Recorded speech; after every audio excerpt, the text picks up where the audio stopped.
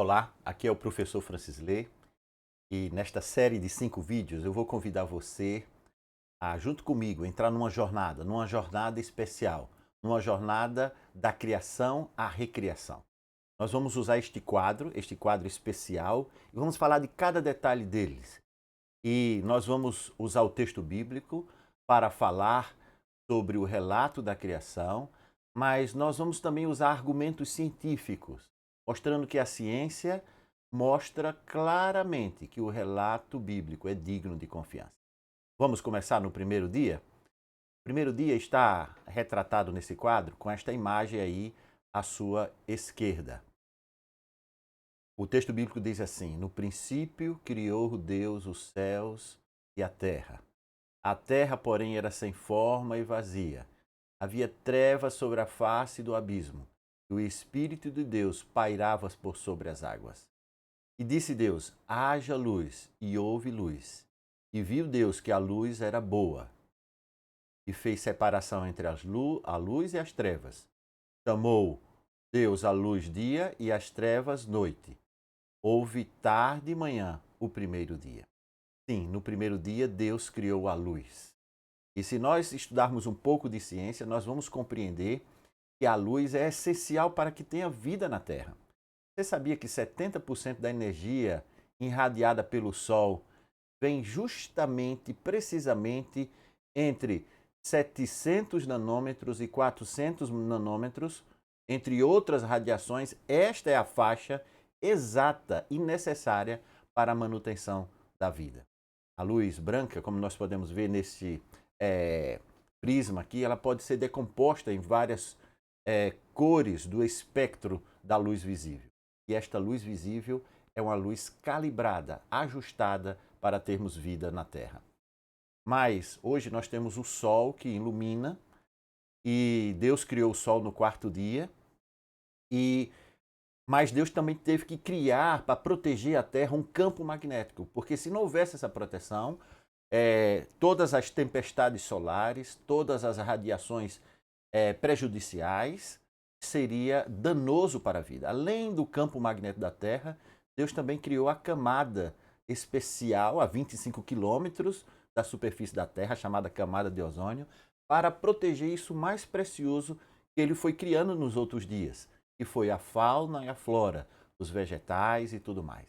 Mas eu gostaria de lhe fazer uma pergunta. Por que Deus no primeiro dia não disse: vou criar o Sol e a Lua? Somente no quarto dia nós vamos voltar a falar disso, porque ele no primeiro dia não menciona o Sol, fala simplesmente haja luz e houve luz.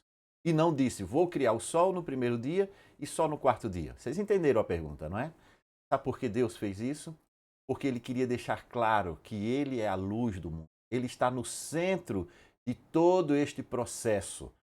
E ele não queria dar ao leitor da Bíblia a ilusão de que o sol é que era importante, por isso ele criou o sol e devia ser adorado. Jesus é o centro de toda esta jornada da criação à recriação. Ele é a luz do mundo. Então nós acreditamos que neste primeiro dia a luz era a luz da presença de Jesus, da Trindade, Deus Pai, Deus Filho, Deus Espírito Santo, que estava ali criando o mundo. E o sol estava, apesar de ter sido já criado, estava escondido, não apareceu ainda, porque Deus disse: eu sou o caminho, a verdade e a vida. Eu sou o centro, eu sou a luz do mundo. Segundo dia da criação. E disse Deus: haja um firmamento no meio das águas e separação entre águas e águas, as águas dos mares, não é? E as águas da atmosfera.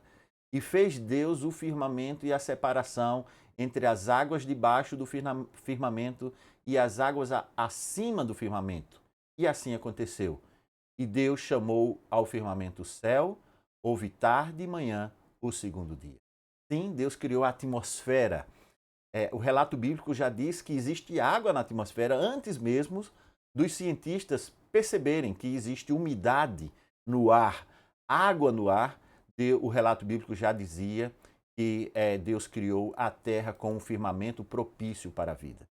E a terra é propícia porque tem um firmamento e tem uma atmosfera com a temperatura certa. Se você fosse morar num planeta que está todo mundo querendo ir para lá agora, não sei porquê, não é? Mas lá é menos 53 graus Celsius. Se você fosse para Vênus, era 477 graus Celsius, muito quente, e o outro é muito frio. Então, Deus criou a temperatura ideal.